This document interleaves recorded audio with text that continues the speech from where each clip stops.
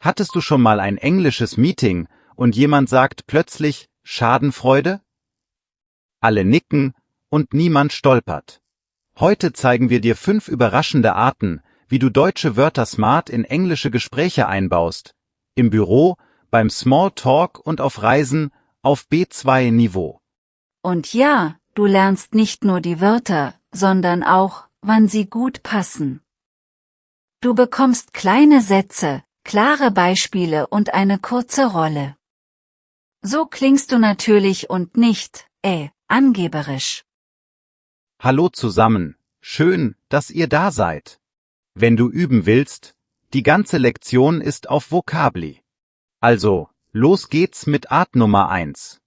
Art 1, Gefühle benennen, wenn Englisch zu allgemein ist. 3 Klassiker sind Schadenfreude, Fernweh und Weltschmerz.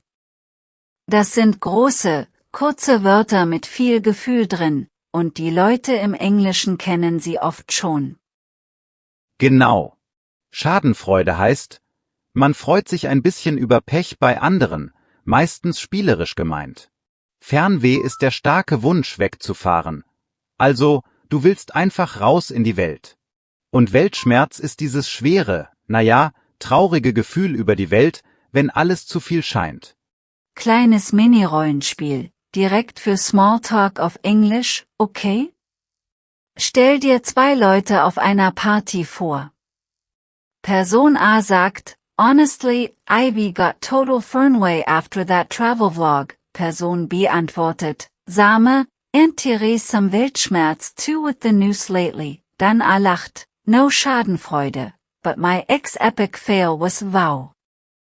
Ja, das klingt echt wie in London oder New York. Wichtig ist die Aussprache, sag Schadenfreude, FNV, Weltschmerz. Also langsam, klar und nicht zu hart. Und bitte nur da benutzen, wo es passt, sonst wirkt es, komisch. Art 2, Situationen labeln, schnell und clever. Wörter wie Zeitgeist, Doppelgänger und sogar Kindergarten sind im Englischen bekannt. Du kannst sagen, this trend really fits the Zeitgeist, also das passt zum Geist der Zeit. Oder, he's basically my Doppelgänger, heißt, er sieht mir sehr ähnlich. Aber Vorsicht mit Kindergarten. Das kann im Englischen hart klingen, so nach ihr benehmt euch wie Kinder. Also bitte freundlich bleiben und den Ton weich machen. Zum Beispiel, hey, let us not turn this into a total Kindergarten, okay? Mit einem Lächeln und ruhiger Stimme. Ich hab da ne kleine Geschichte aus unserem Kurs. Ein Lerner hat Doppelgänger gesagt, aber er hat Doppelgänger gesprochen, und alle waren verwirrt. Dann hat er gelacht, sich kurz korrigiert, Doppelgänger, und alle fanden es süß. Fehler passieren halt, wichtig ist, du bleibst locker. Art 3, Humor und Nähe mit kleinen Ausrufen. Manche Leute in internationalen Teams sagen im Englischen auch mal ach, oder sogar doch, so ganz kurz. Das ist spielerisch und macht Farbe in den Satz, aber bitte sehr sparsam. Zoom-Beispiel, ACH will fix it tomorrow, oder na ja, it's not perfect but okay. Hier ist eine Miniszene auf Englisch, ganz leicht. A sagt, na ja, the rollout was messy, B sagt, ach, true, but nobody got hurt, A nickt, doch, we learned a lot, actually, das ist frech und freundlich zugleich, und ja, es funktioniert oft gut in Teams, wo Leute Deutsch kennen oder viel Europa-Erfahrung haben. Art 4, Wärme und Höflichkeit in Chats und Mails. Auch im englischen Chat kannst du mal Danke oder kein Stress schreiben, wenn die andere Person Deutsch kennt. In internationalen Firmen in Berlin oder Wien ist das normal. Alles gut liest man auch oft im Sinn von No worries oder It is fine. Und Art 5, Popkultur und Medien. Wörter wie Wanderlust oder Kaffeeklatsch sind super für Lockerheit. Du kannst sagen, Weekend? A little Kaffeeklatsch with friends, und alle verstehen, ihr sitzt zusammen, trinkt Kaffee und redet. Oder bei Serien, that show totally nails the Zeitgeist, sehr gängig. Bevor wir tiefer gehen, kurz eine echte Sache aus dem Internet, die mir im Kopf blieb. Manche Leute streiten sich, ob sowas gut ist oder nicht. Puristen sagen, lass jede Sprache rein, sauber, und bitte keine Mischungen. Andere sagen, Sprache lebt, sie mischt sich eben, und das ist normal. Ich bin da eher entspannt, aber eins ist wichtig, lies den Raum. Also schau, wer da ist, wie die Stimmung ist. In einer förmlichen Runde mit viel Distanz, nimm lieber weniger Mix. Unter Freunden oder in einer kreativen Runde, da geht mehr. Kurze Warnung noch, und die kommt auch aus vielen Kursen. Manche denken, man kann jeden Witz aus dem Englischen einfach direkt ins Deutsche kopieren oder umgekehrt. Das geht oft schief. Einmal hat jemand ein deutsches Wort falsch gesagt und es klang wie ein sehr böses Schimpfwort. Peinliche Stille, dann doch Gelächter und eine große Entschuldigung. Na ja, und genau deswegen, sprich langsam, hör zu und nimm einfache Wörter zuerst. Schadenfreude, Wanderlust, Zeitgeist, die sind sicherer, weil viele sie schon kennen. Dann, wenn du sicher bist, kannst du kleine Partikel wie ach mal testen. Immer freundlich bleiben, dann klappt das gut. Okay, kurzer Check in der Mitte, nur zum Wachwerden. Weißt du noch, was Fernweh heißt? Genau, der starke Wunsch, wegzufahren, einfach raus in die Welt. Und Doppelgänger? Eine Person, die dir sehr ähnlich sieht. Top. Dann gehen wir weiter mit konkreten Tipps fürs Büro. Erstens, in Meetings kannst du ein deutsches Wort als kleines Label nutzen, aber danach sofort erklären. Zum Beispiel, it's a bit of Weltschmerz here, I mean, the news makes people tired, so holst du alle ab. Zweitens, nutze Humor, aber weich. No Schadenfreude vor einem Witz zeigt, du willst nett bleiben. Drittens, in Mails lieber klassisch und nur ganz wenig Mix, vielleicht ein Gedanke.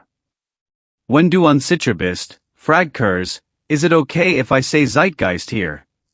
Das worked respectful. Kurze zweite Rolle, diesmal im Büro, ganz kurz und praktisch.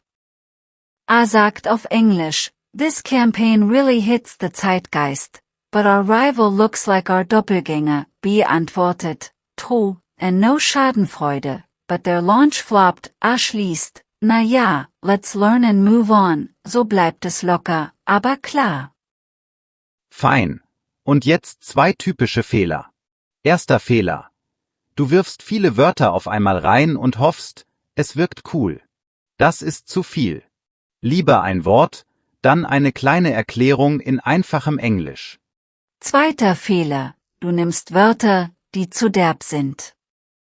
Es gibt deutsche Schimpfwörter, die in manchen englischen Gruppen als Witz benutzt werden. Bitte nicht. Das kann richtig schief gehen, gerade wenn Leute den Kontext nicht kennen.